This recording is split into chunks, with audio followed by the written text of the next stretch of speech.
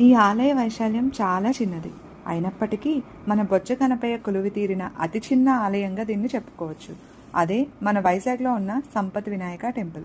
1962లో నిర్మించిన ఈ ఆలయంలో కొలువైన స్వామివారిని సకల సంపదలు అనుగ్రహించే దైవంగా, వాస్తుదోషం నివారణకు అధిష్టాన దేవతగా భక్తులు ఆరాధిస్తారు.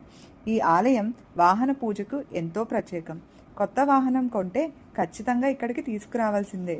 ఎంతో మహిమ గల ఈ స్వామివారి ఆలయానికి సంబంధించి జరిగిన ఒక విషయం గురించి తెలుసుకుందామా? 1971 ఇండియా పాకిస్తాన్ యుద్ధం సమయంలో ఈస్ట్ నేవల్ కమాండ్కి చెందిన అడ్మిరల్ కృష్ణన్ విశాఖలో సంపత్ వినాయక ఆలయానికి వచ్చి వైజాగ్ను కాపాడాల్సిందిగా కొబ్బరికాయలు కొట్టారని అంటారు. ఆ తర్వాత కొద్ది రోజులకే వైజాగ్పై దాడి కోసం వచ్చిన Pakistan submarine PNS Ghazi 4 December 1971న సముద్రంలోనే పేలి మునిగిపోయింది. దానితో స్వామి మహిమ వల్లే ఇది సాధ్యమైందని భావించిన కృష్ణన్ వైజాగ్లో ఉన్నంతకాలం ప్రతిరోజు స్వామిని దర్శించిన తర్వాతే విధులకు వెళ్ళేవారట. ఈసారి వైజాగ్లో బీచ్తో పాటు స్వామివారిని దర్శించుకోండి.